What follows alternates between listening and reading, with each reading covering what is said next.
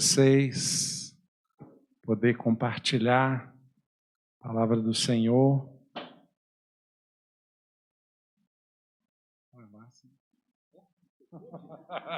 Aí tá bom.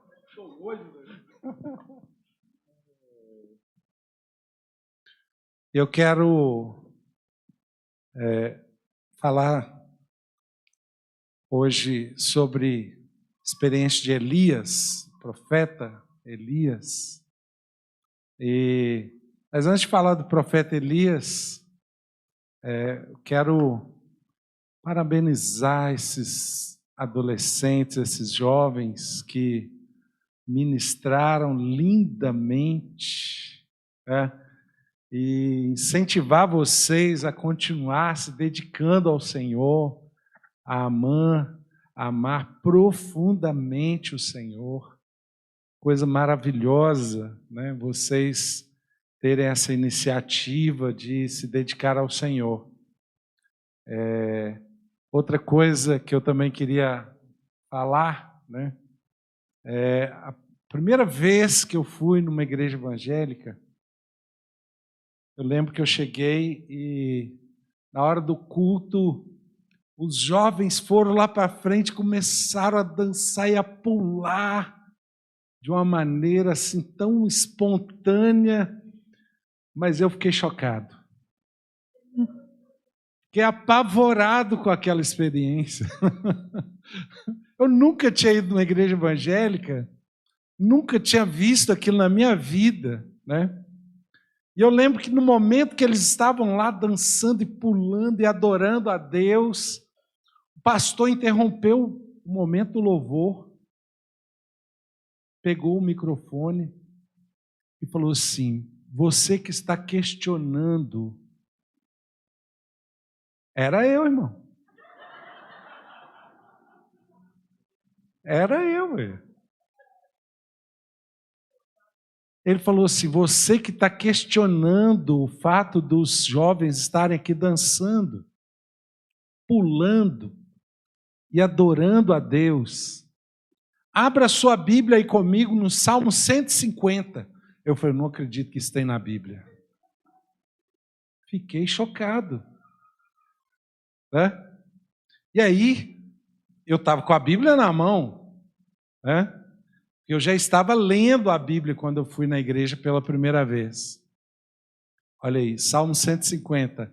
Aleluia! Louvem a Deus do seu santuário. Louvem-no no seu magnífico firmamento. Louvem-no pelos seus feitos poderosos. Louvem-no segundo a imensidão da sua grandeza. Louvem-no ao som de trombeta. Louvem-no com a lira e a harpa. Louvem-no com tamborins e com danças. Louvem-no com instrumentos de cordas e com flautas. Louvem-no com símbolos sonoros. Louvem-no com símbolos ressoantes. Todo ser que respira, louve ao Senhor. Aleluia! Aleluia! Sabe o que é gostoso nesse processo de ter liberdade para adorar a Deus, para louvar a Deus?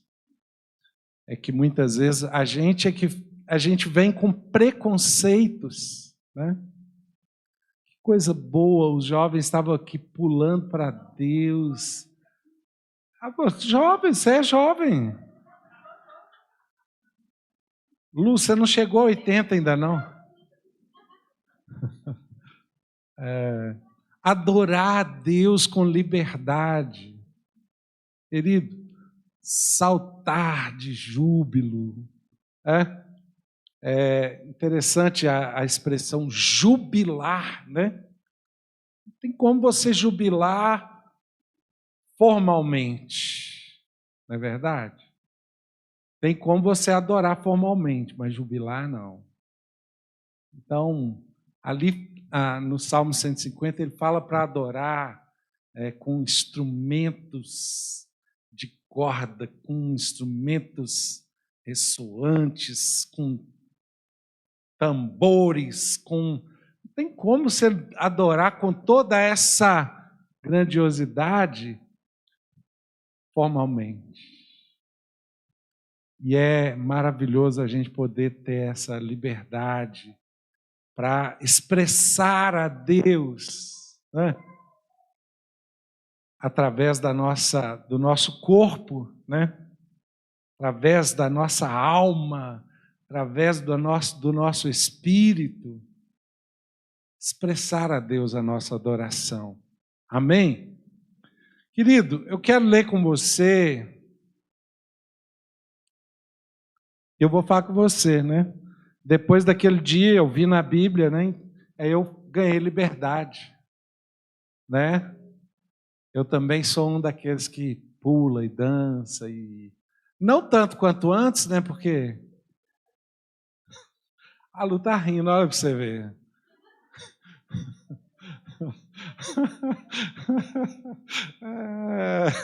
Lu, é um negócio. Vai ficar mais difícil, né? Mas a gente dá uns pulinhos também, né? Juninho já não pula tanto quanto antes, né, Juninho?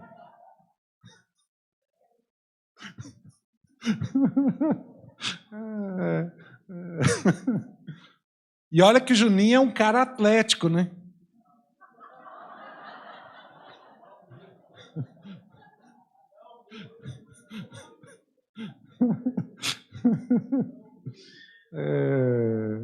Primeira Reis, capítulo 19.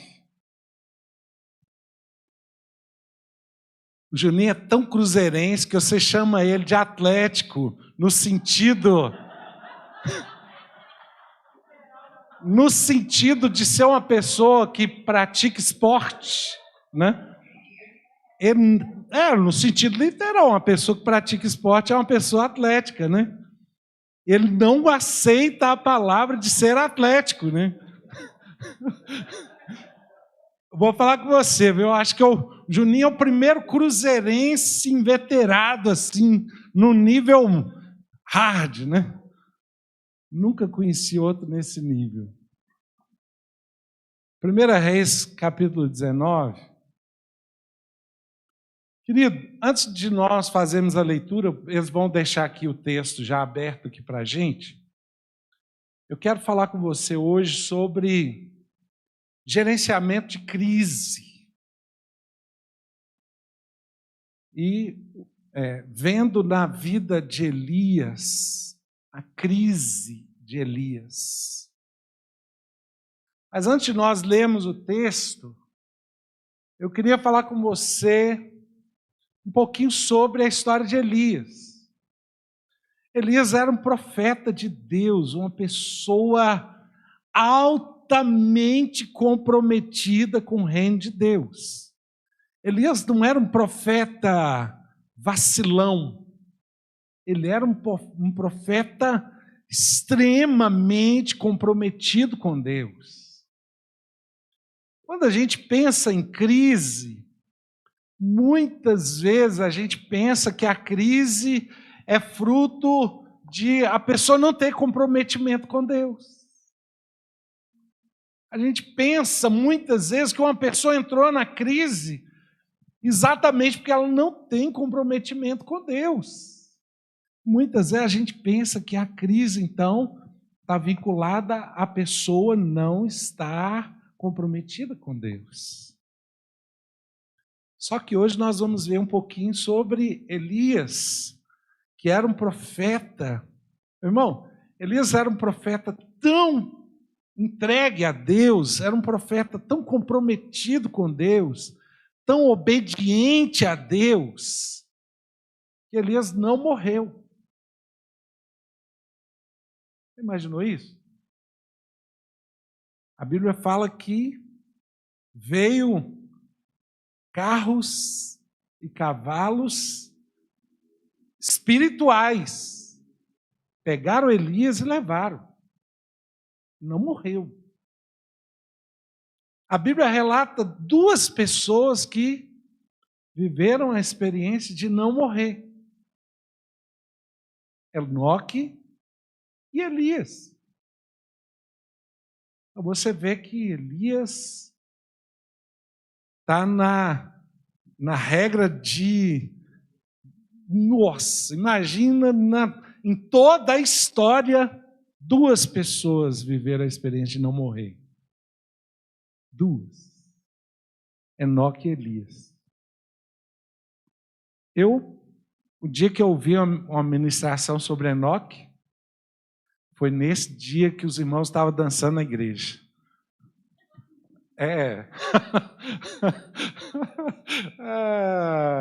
Eu ouvi essa ministração sobre Enoque, eu nunca mais esqueci. E eu falei com Deus, Deus, eu queria ser igual a Enoque. Eu desejei ardentemente ser como Enoque. A Bíblia diz que Enoque andou com Deus e já não era. Imagina isso. Enoque foi andando com Deus, andando com Deus, andando com Deus. De repente ele já não era Enoque. Ele foi se fundindo em Deus. Ele foi se misturando em Deus. Ele foi se fundindo na vida de Deus de tal maneira, que Deus o tomou para si. Ele não morreu.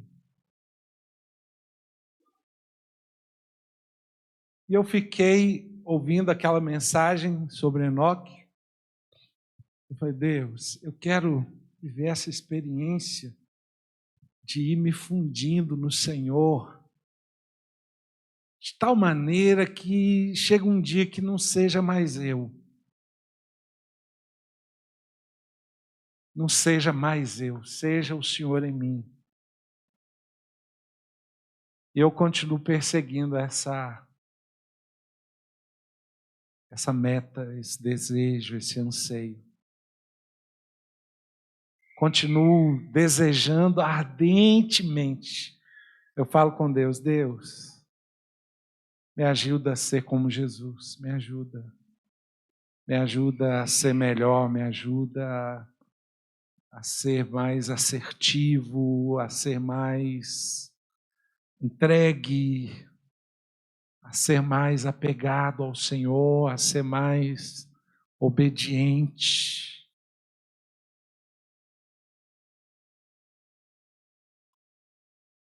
Continua queimando isso no coração. Confesso que eu fico um pouco frustrado, porque no meu coração eu queria estar muito melhor do que eu estou hoje. Há uma certa frustração no meu coração por não ter sido mais aperfeiçoado, mais transformado do que já fui. Mas eu estou na rota, estou buscando, né? E não sei, quem sabe eu também não vou morrer, né? Aí chega 75 e Deus fala, ó, vem para cá.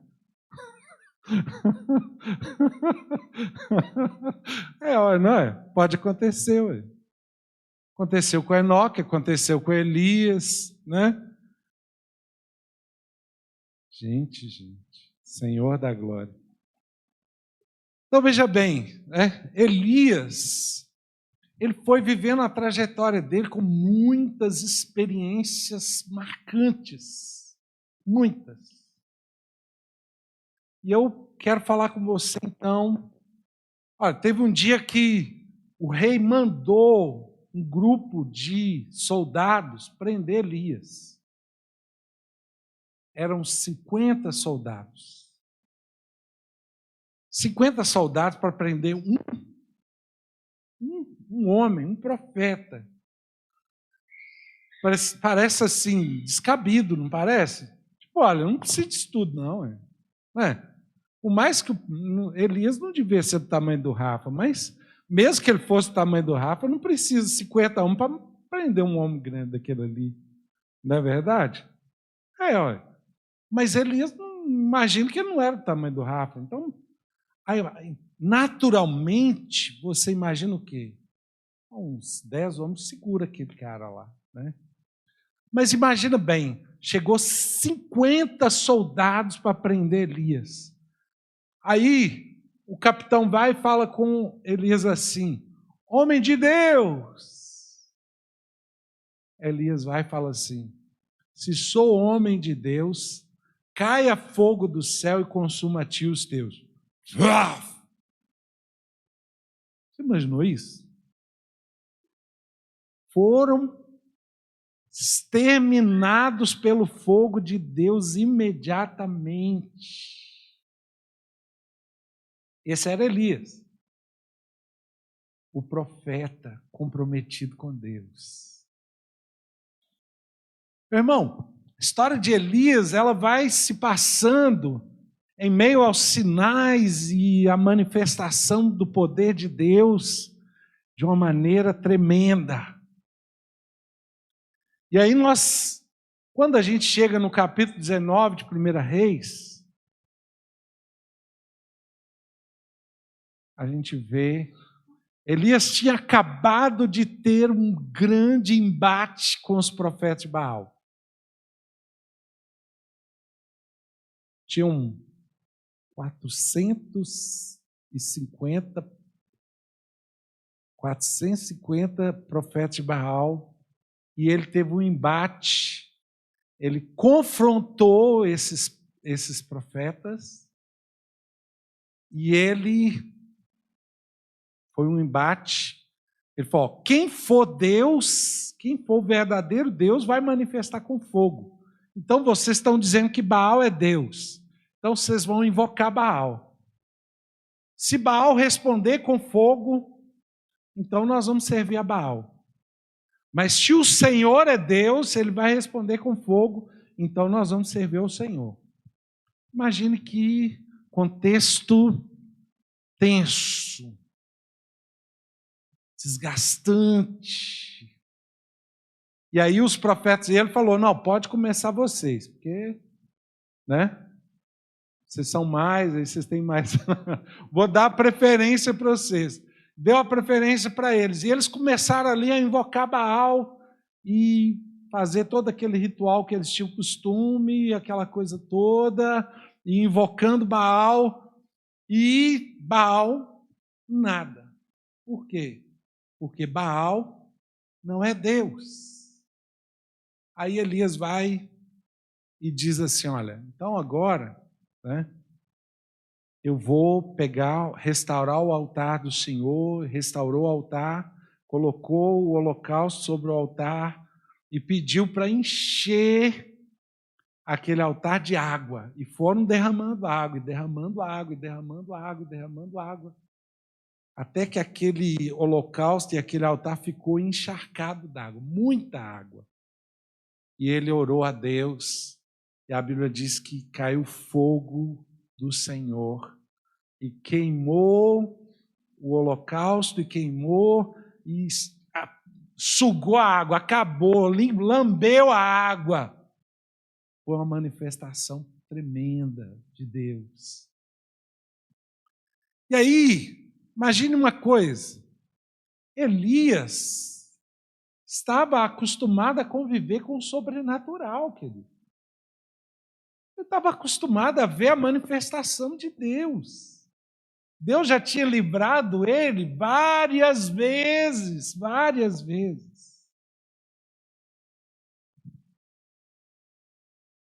E aí você vê uma coisa interessante. Vamos ver aqui, 1 Reis 19. Acabe fez saber a Jezabel tudo quanto Elias havia feito e como matara todos os profetas à espada. Então Jezabel mandou um mensageiro a Elias a dizer-lhe: façam-me os deuses como lhe aprouver, se amanhã a estas horas não fizer eu a tua vida como fizeste a cada um deles. Olha aqui, querido. Elias tinha acabado de ter um embate espiritual fortíssimo com os profetas de Baal. Aí ele recebe um recado. Veja bem, quando o rei mandou 50 soldados lá para prender Elias, Elias ficou apavorado? Não. Ele temeu pela vida dele? Não. Ele estava tão bem que ele só fez assim, olha, se eu sou homem de Deus, caia fogo do céu e consuma-te os teus. Agora ele recebe um recado. Olha aqui.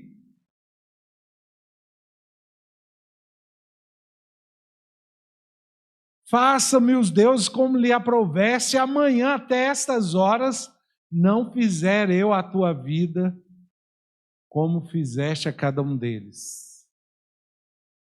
Ele recebeu um recado.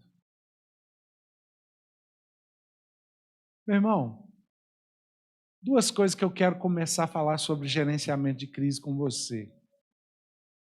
Primeiro, você precisa ter cuidado no momento que você está cansado. Tenha cuidado no momento que você está desgastado. Sabe aquele momento que você está sem ânimo, sem força, sem muita energia, que você está, às vezes, talvez por muita peleja que você passou, por muita luta que você enfrentou, por muitas desgastes que você teve na sua trajetória, talvez porque você está muito entregue ao trabalho, muito entregue às tarefas, aos afazeres. Cuidado quando você estiver cansado. Essa palavra pegou Elias quando ele estava como? Cansado. Pegou ele depois de um grande embate espiritual. Pegou ele depois que ele teve um grande enfrentamento espiritual. A crise, ela pode ser fruto de você ter vivido uma vida desordenada, de qualquer maneira, conduzindo as coisas de qualquer forma. Pode. Só que o que nós estamos estudando aqui é a crise de um homem de Deus. Uma pessoa que tinha comunhão com Deus, que vivia o sobrenatural de Deus. Nós não estamos falando de uma crise que é fruto de uma vida desordenada. Nós não estamos falando de uma crise que é fruto de muitos erros cometidos no passado. Porque tem muita gente entrando em crise hoje porque já errou tanto, já quebrou tanta cabeça, já teve o governo próprio tanto de maneira a viver a crise. Porque se você viver uma vida desordenada, com certeza você vai entrar em crise. É consequência de você estar ali, vivendo de qualquer jeito. Mas, querido, não é o que nós estamos entendendo aqui agora, não é o que nós estamos analisando aqui agora. Nós estamos analisando aqui agora a crise de Elias.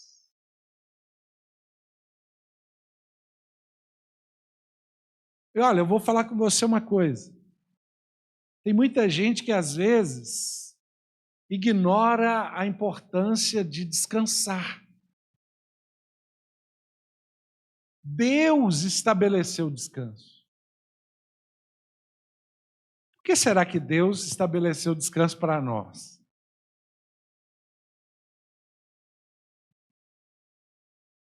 Porque, querido, Deus criou a gente. Ele sabe da nossa limitação. Ele sabe das nossas dificuldades. Tem gente que não concebe a ideia de parar. Não foi para te acertar, não. Você precisa entender que o descanso faz parte do projeto de Deus. Olha bem, o próprio Jesus descansava. A Bíblia fala sobre Jesus passear. A Bíblia fala sobre Jesus dormir. A Bíblia fala sobre Jesus se retirar para locais isolados. Você precisa aprender a parar. Mas se eu parar, eu tenho tanta coisa para resolver, tanta coisa para fazer, tanta coisa para enfrentar.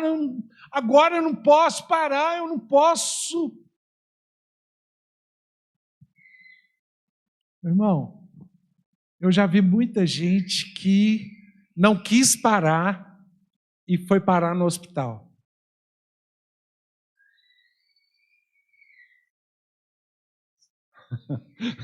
Você já conheceu alguém que foi parar no hospital? A gente não tem até essa expressão, fulano foi parar no hospital. Não é? Por quê? Porque muitas vezes você não quer parar. Você acha que você dá conta, que você precisa enfrentar, que você precisa, que se você não fizer, não vai acontecer. Irmão, tudo bem que tem muita coisa que a gente precisa priorizar. Mas olha, em meio a todas as coisas que nós precisamos priorizar, uma delas é o descanso. Aprenda a parar. Tem muita gente entrando em crise porque não consegue parar, não consegue descansar, não consegue desligar. Eu lembro quando Deus me falou que eu tinha que tirar férias. Eu não tirava férias. E Deus me deu uma ordem expressa que eu precisava tirar férias. E aí eu lembro que primeiras férias que a gente tirou, a gente estava lá na praia, um lugarzinho bonito, gostoso, o mar fazendo... E de repente André falou assim, amor, e sobre aquele negócio lá da igreja que a gente precisa resolver? Aí eu olhei para ela. Olha, a gente está de férias. Agora não vou resolver isso não. Meu irmão, foi um custo para André aprender a tirar férias. Foi um custo. Porque para ela parar era um grande desafio.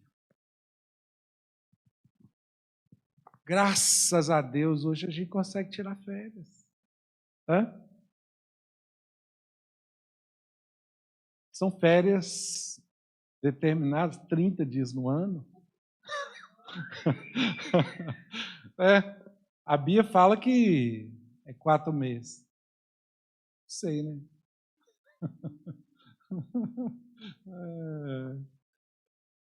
Seria bom, né, Bia? 4 meses, já pensou? Mas, querido, olha bem. Quantas vezes que você parou? Você falou assim, olha, vou para um lugar tranquilo. Aí você fala assim, não, para mim, ir para um lugar tranquilo tem que ter dinheiro, né, Denise? Será? Será? Olha bem. Você já foi no Parque das Águas? Quanto que paga para entrar no Parque das Águas? Nada. Querido, lindo lugar, com água, com árvores, com pássaros. 0,800. Você pode pegar, olha, isso pertinho, está aqui, olha, né? No alto aqui, olha. Você pode pegar pãozinho de sal, põe umas fatias dela. Não é? legal, vai para lá, fica o dia lá, querido. Se você toca violão, leva o violão. Se você não toca, leva o fone, escuta uma música, leva uma toalha, deita lá no chão um pouquinho, lá, escutando uma música, olhando para o céu. Uma coisa boa. Querido, você pode parar. A crise de Elias começou exatamente por ele não saber parar.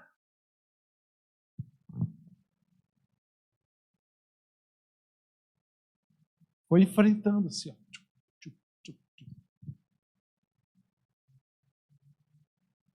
Cuidado quando você estiver exausto, cansado. Já pensou quantos sentimentos que brotam no momento da exaustão? Quais tipos de sentimentos que geralmente aparecem no momento da exaustão? Você está cansado, você está exausto, você está... Começa a vir o quê? Raiva. Olha, frustração foi quase coletivo aqui. Quase todo mundo falou ao mesmo tempo.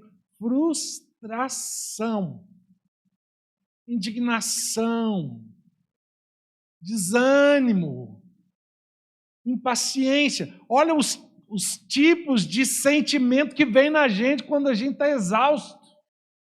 Quando você está muito cansado, quando você está muito... Não vem sentimento bom, querido. Vem muito sentimento estranho. Medo. Vamos continuar aqui a leitura.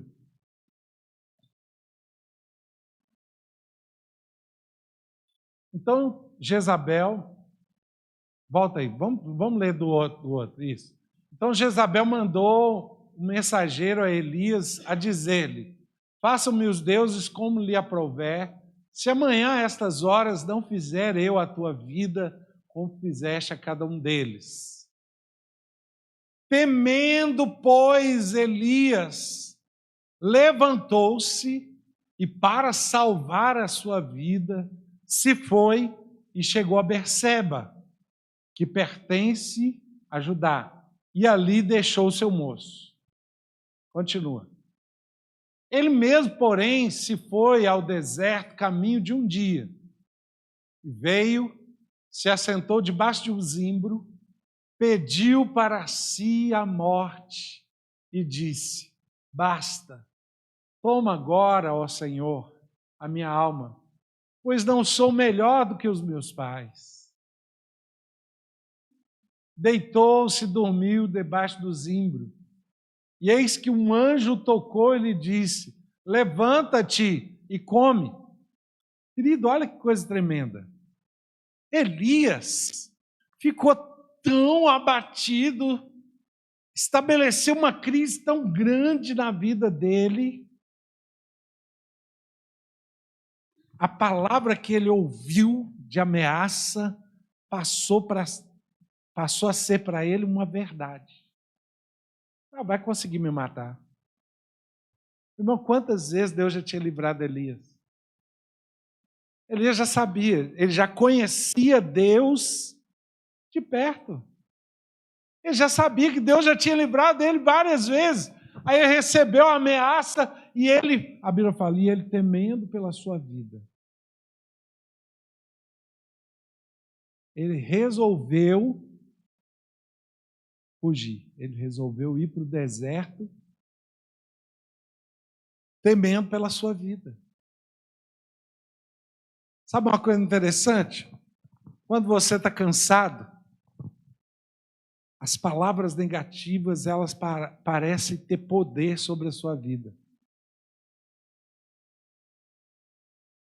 Por quê? Porque você está abalado pelo cansaço. Quando você está cansado, parece que as palavras negativas, elas têm um acesso mais fácil na sua vida. mesmo que você já tenha conhecimento de Deus, mesmo que você já sabe que Deus te sustentou em toda a sua trajetória. Hoje nós estávamos aqui cantando aquela canção que fala que Ele nos sustentou até aqui, né? Não recordo agora a canção, mas ela fala isso. Ela fala de um Deus que sustenta a gente. E na hora que eu estava cantando essa canção, eu dei glória a Deus. Eu falei: Deus, o Senhor é tão bom, o Senhor é maravilhoso. Imagine, tem 35 anos que Deus tem sustentado a minha caminhada com Ele. 35 anos que eu vejo Ele cuidando de mim nos detalhes. Então você não passou dificuldade nenhuma? Então você não teve nenhuma peleja? Você não teve... Não, querido, eu tive peleja demais da conta. Passei dificuldade demais da conta. Né? Em todos os níveis que você possa imaginar, nós tivemos dificuldade. Mas eu vou falar com você uma coisa. Deus não me abandonou em nenhum momento. Meu irmão, e Deus não abandona você também, não. Por mais que às vezes você sente que Ele te abandonou. Porque uma coisa é o seu sentimento, outra coisa é Ele ter te abandonado. O seu sentimento pode dizer para você que Ele te abandonou, mas Ele não te abandonou.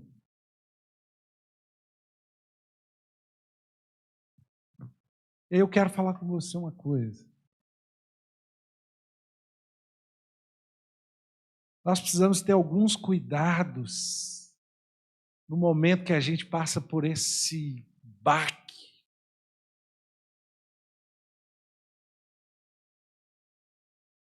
Porque tem momentos estranhos.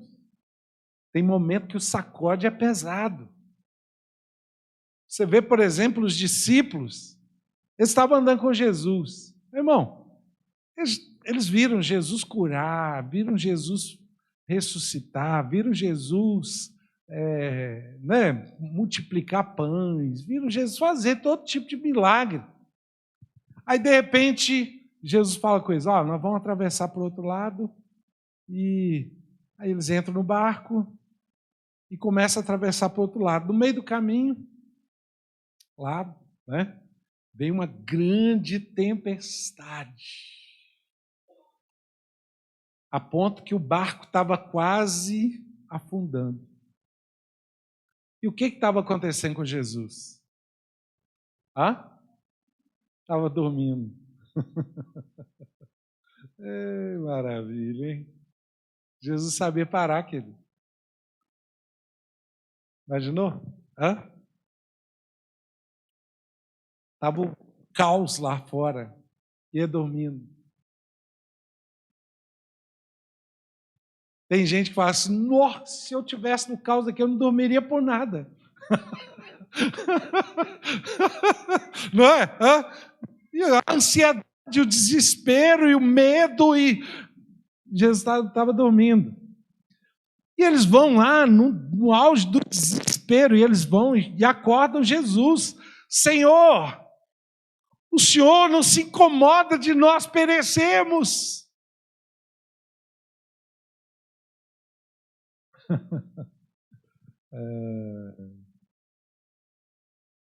Irmão, já pensou os discípulos em crise? Eles estavam ali em crise. Bom, nós vamos morrer, ué. Que desespero que eles estavam vivendo.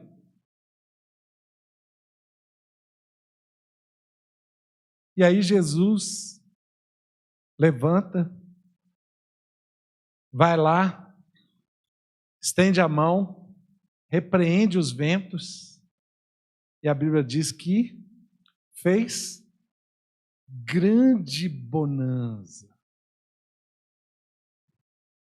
Calmaria chegou.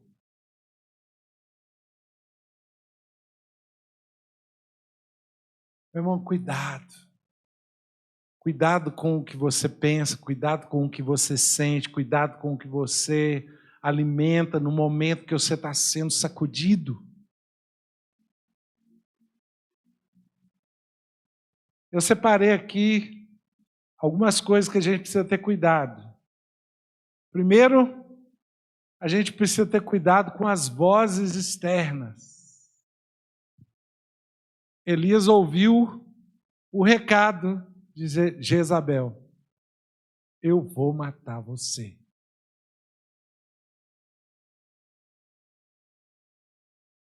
Meu irmão, não era um recado de uma pessoa comum. Era um recado de alguém que tinha poder militar. O exército estava lá do lado dela. Era só pedir, precisava fazer o quê? Dar ordem. Vão lá e matam Elias. Hã? E o exército ia. Mas, meu irmão, olha bem.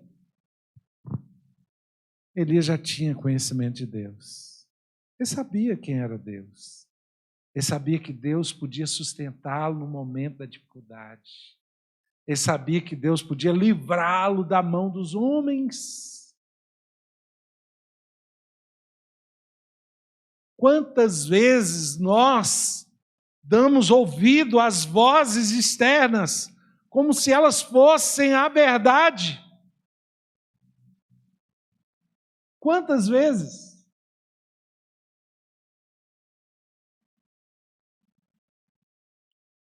Principalmente o parecer dos médicos, não é? A gente não vive muitas vezes isso. O médico falou que não tem mais jeito. O médico falou que não tem cura tal doença. O médico falou que fulano não vai poder ter filho. O médico falou, e aí muitas vezes a gente dá ouvidos a essa voz. E a gente se abate, se abala, se frustra e entra em crise. Olha, a crise de Elias chegou num ponto dele desistir de viver. Você imaginou isso? Um homem de Deus, uma pessoa acostumada a andar com Deus, a vivenciar o poder de Deus, pensou em morrer. Outra coisa importante, cuidado com as decisões precipitadas. Irmão, observa uma coisa.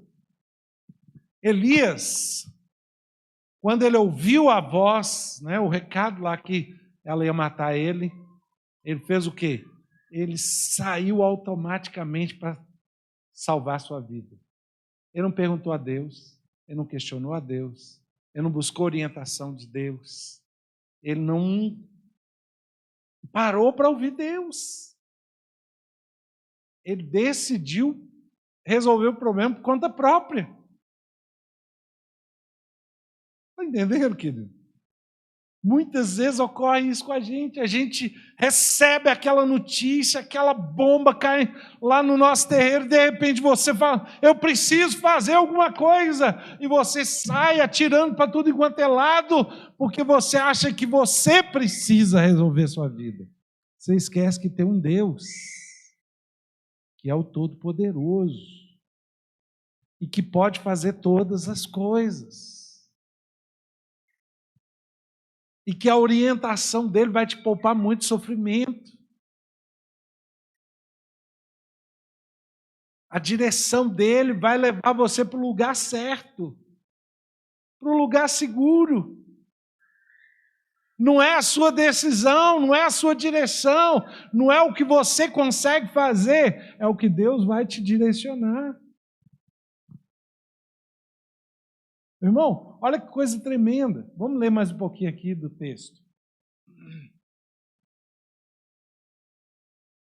O anjo então falou com ele, come e bebe, né? Levanta, come e bebe. Olhou ele e viu, junto à cabeceira, um pão cozido sobre as pedras, em brasa, e uma botija de água. Comeu, bebeu e tornou a dormir. Voltou segunda vez o anjo do Senhor, tocou e lhe disse: levanta-te e come, porque o caminho te será sobremodo longo. Levantou-se, pois, comeu e bebeu, e com a força daquela comida caminhou 40 dias e 40 noites até o Horebe, o monte de Deus. Ali entrou numa caverna, onde passou a noite, e eis que lhe veio a palavra do Senhor, e lhe disse: que fazes aqui, Elias? Meu irmão, olha aqui. Elias decidiu que ele ia pegar uma direção para salvar sua vida. E ele foi, não questionou a Deus, não buscou direção de Deus, não se posicionou em dependência a Deus, foi. Qual foi a primeira coisa que Deus falou com Elias quando ele chegou no monte? Volta lá para a gente. Olha lá. Que fazes aqui, Elias? Ô filho, você está fazendo o que aqui, ué? Não é para você estar aqui não, ué. Percebe que ele estava num lugar que Deus não tinha mandado ele ir. Não era a direção de Deus para ele ir para lá. Irmão, olha bem, muitas vezes porque você está enfrentando luta, porque você está enfrentando dificuldade, porque você está enfrentando circunstâncias, embates, pelejas, você tende a querer se salvar. Querer se salvar como? Fazendo o que você acha que é melhor. Aí você vai chegar onde? Na pergunta que Deus fez para Elias: o que você está fazendo aí?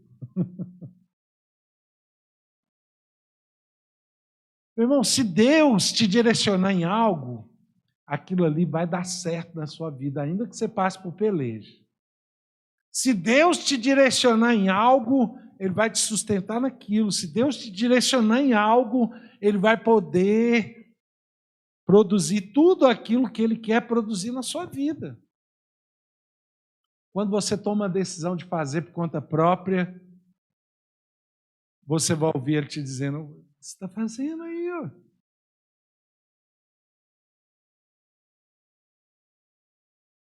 Sabe o que Deus está falando com ele? Elias, você agiu por conta própria, filho. Não fui eu que te mandei para ir. Não fui eu que determinei essa trajetória. Não fui eu que determinei esse tipo de resposta. Foi você.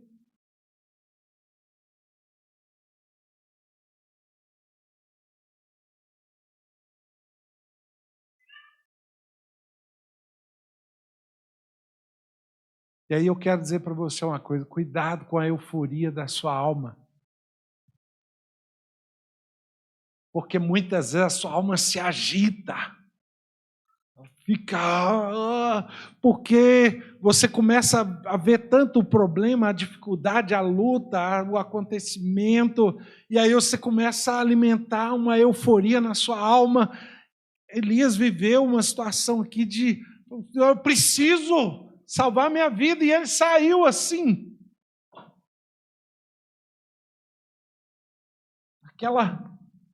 Aquele rompante. Sem orar, sem buscar, sem depender.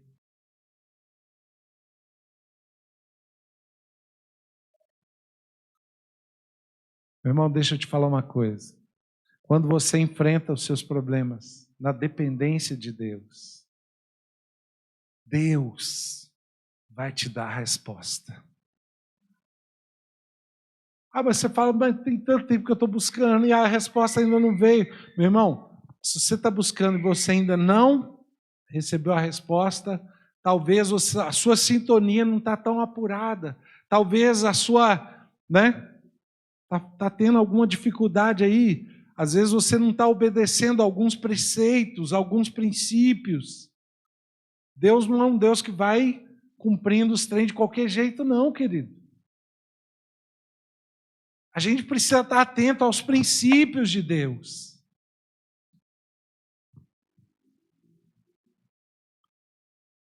Eu sempre falo para as pessoas o seguinte, tem um texto que ele vai sendo replicado em toda a Bíblia.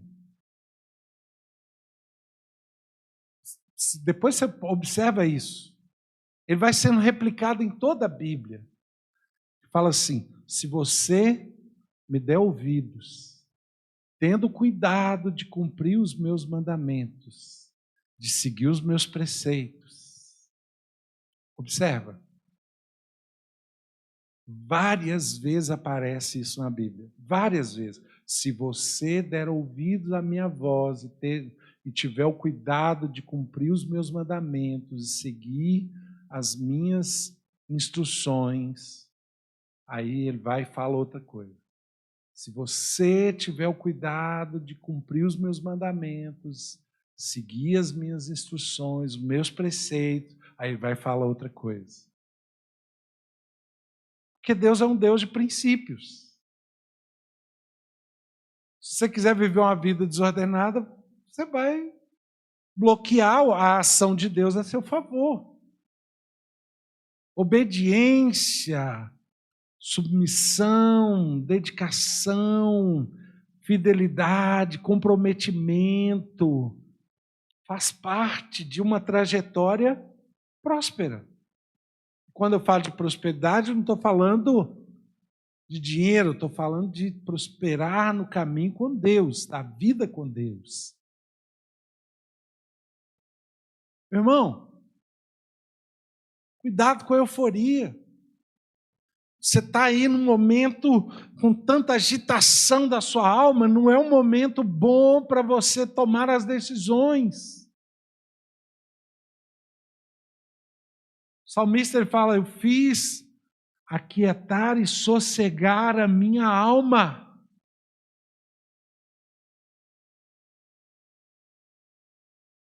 Eu fiz aquietar e sossegar a minha alma. Meu irmão, se você está vivendo um momento difícil na sua trajetória, esse momento é um momento que você precisa cuidar mais da sua comunhão com Deus, da sua busca a Deus. É um momento que você precisa cuidar mais da sua audição. Por quê? Eu sempre falo para as pessoas assim, tudo que você vai falar para Deus, Deus já sabe. Mas você já sabe tudo que Deus vai falar para você? Hã? Não. Falar é importante? É importante, né? Mas ouvir é mais importante do que falar. Porque o que Deus tem para te falar, você precisa saber, você não sabe. O que Deus tem para me falar, eu preciso ouvir, porque eu não sei. Se eu não ouvir, eu vou errar gravemente. Elias saiu ali, olha, disparado para resolver o problema dele. Meu irmão, vamos ler mais um pedaço aqui. Elias respondeu, tenho sido zeloso pelo Senhor, Deus dos exércitos, porque os filhos de Israel deixaram a tua aliança, derribaram os teus altares, mataram os teus profetas à espada, e eu fiquei só, e procuram tirar minha vida. Um outro ponto importante na crise de Elias, solidão. Meu irmão, olha bem, o último estágio de acompanhamento que Elias teve foi lá atrás, quando ele deixou o moço.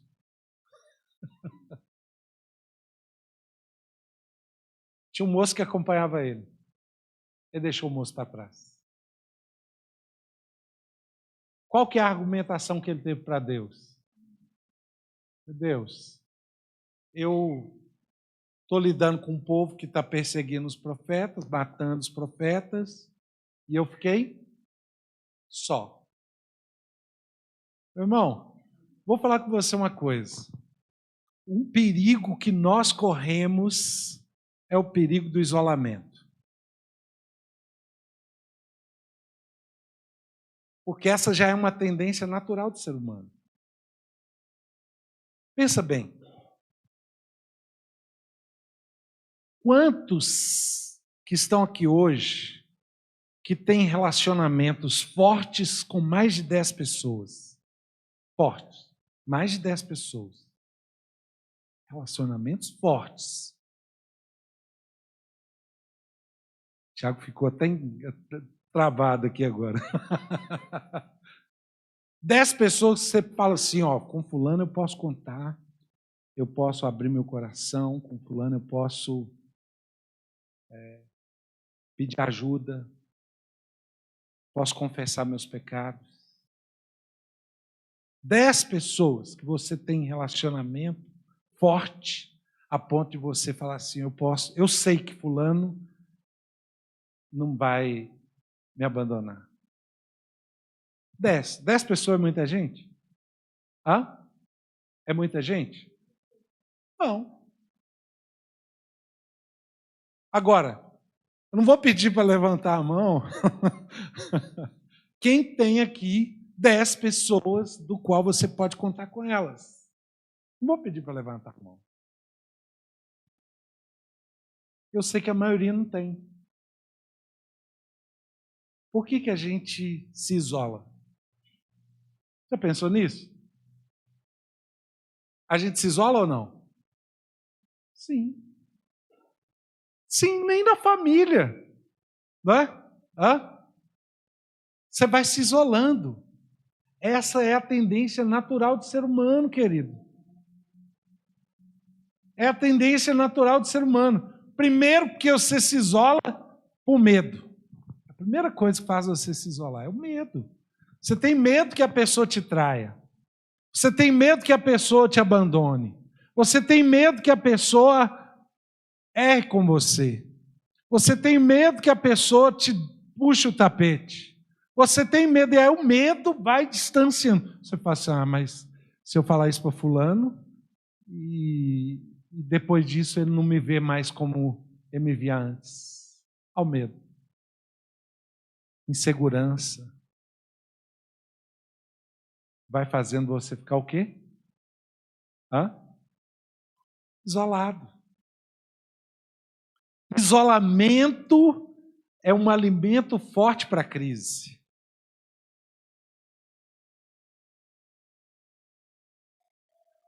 Dificilmente você encontra alguém que está em crise e que não está isolado.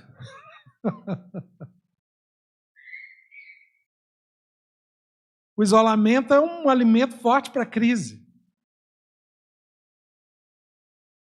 Você parou de confiar nas pessoas, você parou de acreditar nas pessoas, você parou de estar com as pessoas.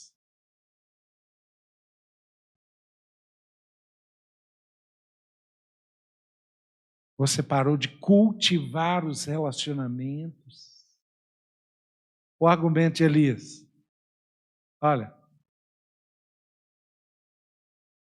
eu fiquei só, cadê? Não. Eu fiquei só, está aqui, olha. Olha o argumento. Eu fiquei só. Sabe que a ideia que dá? É que não tinha ninguém mais com quem ele pudesse contar. Muitas vezes a gente tem esse sentimento. Sim ou não? Sim. Você pensa, olha, ninguém está interessado em mim, não. Ninguém está interessado em me ajudar, não.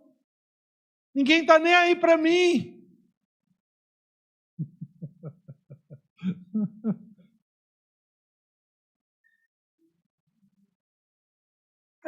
Aí você começa a murmurar, né? Tem ninguém interessado em mim. ninguém quer me ajudar, ninguém. Ninguém é a ideia de quê? Do isolamento, da solidão. Irmão, vou dizer para você uma coisa. Deus, Ele sabe que nós precisamos uns dos outros.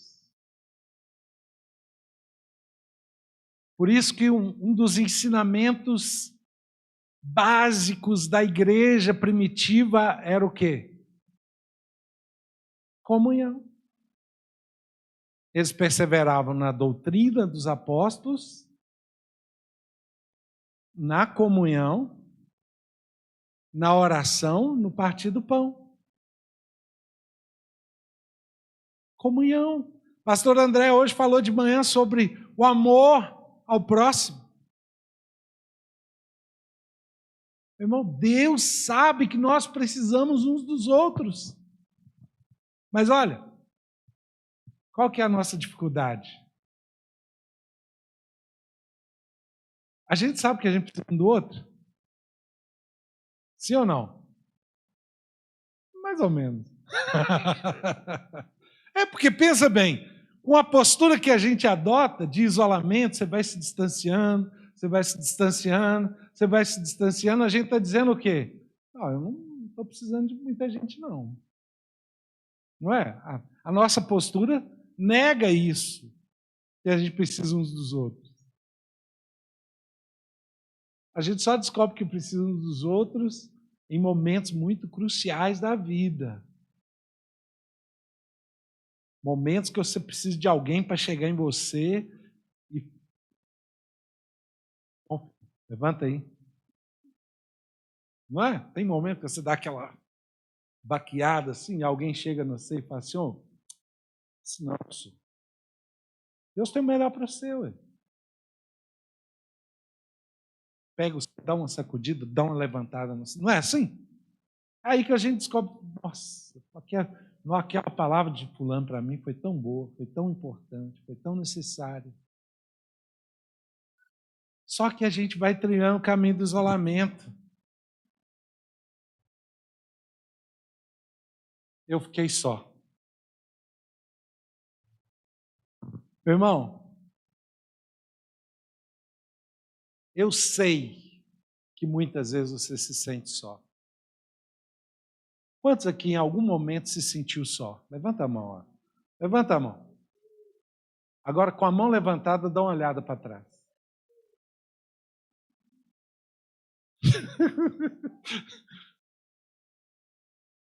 Alguns aí não levantaram a mão, não, mas ficaram só também. Não é? Quis admitir, não, mas também se sentiu só.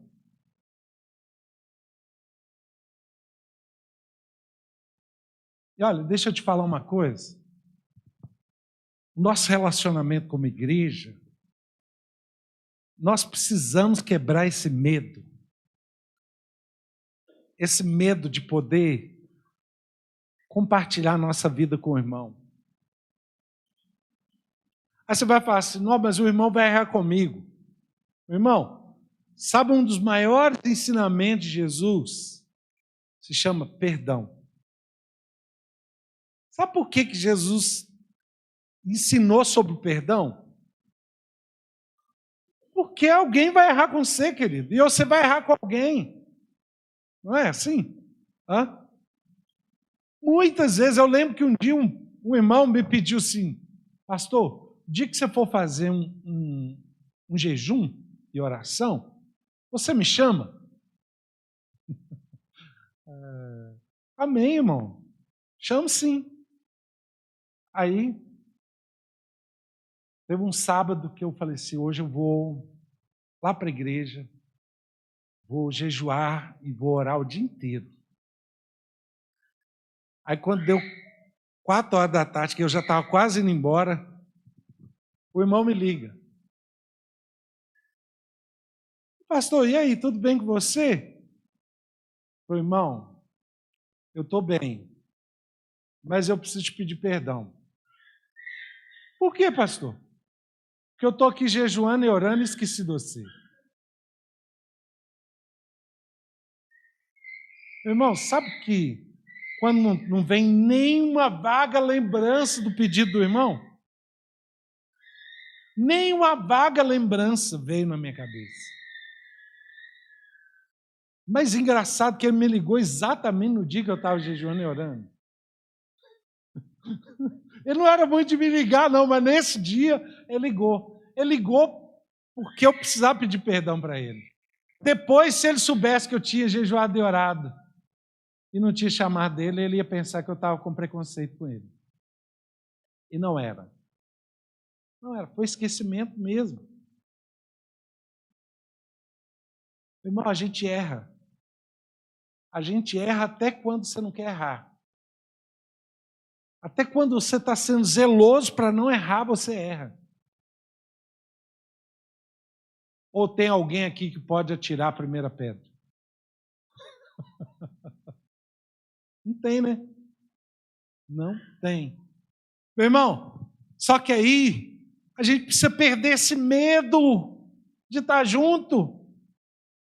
A gente precisa perder esse medo de ser ferido. A gente precisa perder esse medo de que o irmão erre com a gente.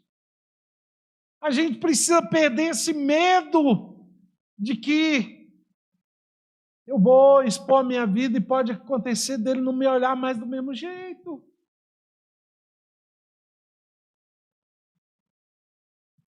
A gente precisa perder o medo. No texto que a pastora Andréa leu hoje de manhã, ela falou assim, o texto, né? Ora, aquele que teme não é aperfeiçoado no amor. Meu irmão, se você tiver medo, você vai ficar falho no amor. Se você tiver medo, você não vai conseguir aperfeiçoar a sua comunhão com seu irmão. Se você tiver medo, você não vai conseguir produzir um relacionamento maduro, saudável.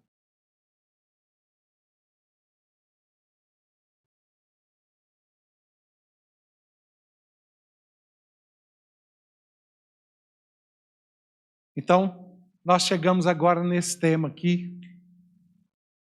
Eu fiquei só. Meu irmão, cuidado com o isolamento. Muito cuidado. Não fique só. Olha para o irmão que está do seu lado. Fale com ele assim, olha, você pode contar comigo.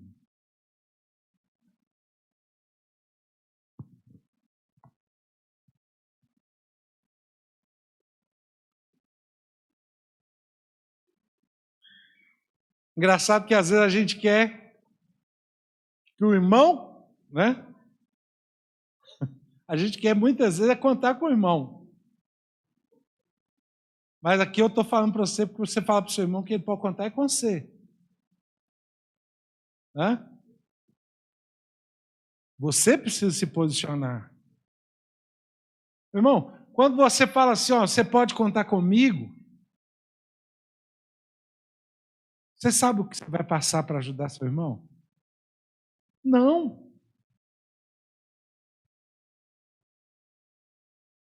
Às vezes você vai passar peleja, às vezes você vai ter luta. Eu lembro um dia, veio um jovem na igreja e ele estava muito aflito, muito angustiado, e o pessoal orou por ele.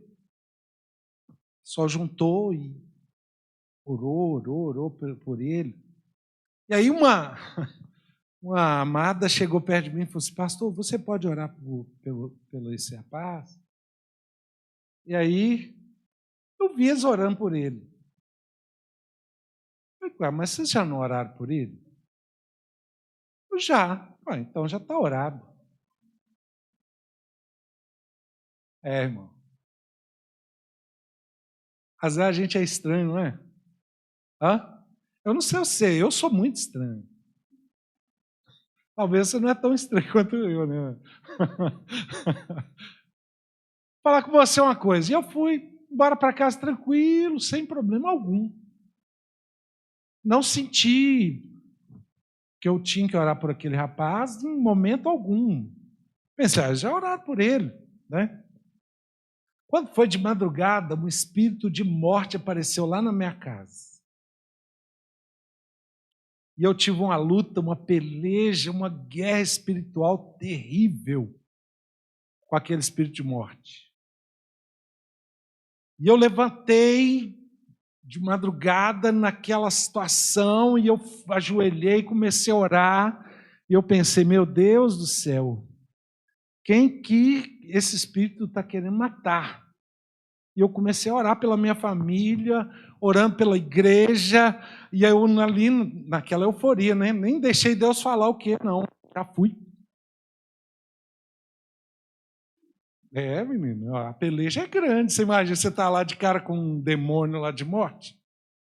Hã? Aí o que acontece? A hora que eu dei uma tranquilizada, o Espírito Santo falou comigo assim, você não quis orar pelo rapaz? Eu mandei o Espírito, e aí para você debater com ele?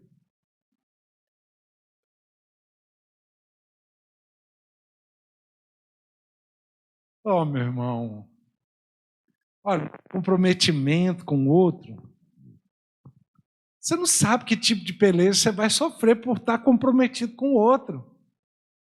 Mas olha, é melhor você estar comprometido com o outro do que você estar sofrendo retaliação lá no seu sono. Se tem uma coisa que eu gosto muito de dormir bem. Aquela noite foi uma peleja, foi até amanhecer o dia. Até que Deus falou comigo assim, olha, agora eu dei livramento para o rapaz que você tinha que ter orado. Foi até amanhecer o dia. Muitas vezes eu já tive embates de oração, de passar a noite inteira, muitas vezes. Mas aquele embate foi por causa de negligência e desobediência. Outros não. Outros porque era necessário realmente eu levantar e orar. Mas aquele não. Aquele é porque eu tinha que ter tido comprometimento com meu irmão. E não quis ter. Meu irmão, cuidado com o isolamento. Elias viveu isso. Vamos ler mais um pouquinho aqui? Disse-lhe Deus, sai e põe-te nesse monte perante o Senhor. Eis que passava o Senhor, e um grande e forte vento fendia os montes e despedaçava as penhas diante do Senhor. Porém, o Senhor não estava no vento. Depois do vento veio um terremoto, mas o Senhor não estava no terremoto. Depois do terremoto, um fogo, mas o Senhor não estava no fogo. E depois do fogo, um cício tranquilo e suave. Ouvindo Elias, envolveu o seu rosto no seu manto, e saindo, pôs-se à entrada da caverna. Eis que lhe veio uma voz que lhe disse, que fazes aqui, Elias? Ai, Jesus! O negócio ficou enjambrado para o lado de Elias, não foi? Eu só perguntava para ele, meu filho, o que você está fazendo aqui? Elias, não te mandei você para aqui não, filho. Que difícil você ouvir Deus falar isso com você, não é? 2 vezes já, né? O que você está fazendo aqui, Elias? Continua. Ele respondeu, tenho sido em extremo zeloso pelo Senhor, Deus dos exércitos, porque os filhos de Israel deixaram a tua aliança, derribaram os teus altares e mataram os teus profetas à espada, e eu fiquei só, e procuram tirar minha vida. Continua. Disse-lhe o Senhor, agora aqui, você vai descobrir uma coisa interessante. Agora Deus vai dar direção para Elias. Até então Deus está perguntando para ele, meu filho, o que você está fazendo aqui? Agora Deus dá direção para ele. Disse-lhe o Senhor, vai, volta ao teu caminho para o deserto de Damasco. E em chegando lá, unge a Azael rei sobre a Síria. A Jeú, filho de Ninsi, ungirás rei sobre Israel. E também Eliseu, filho de Safate, de Abel-Meolá, ungirás profeta em teu lugar.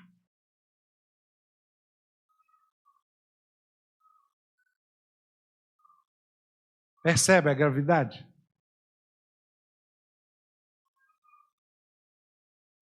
Alguém vai te substituir ali.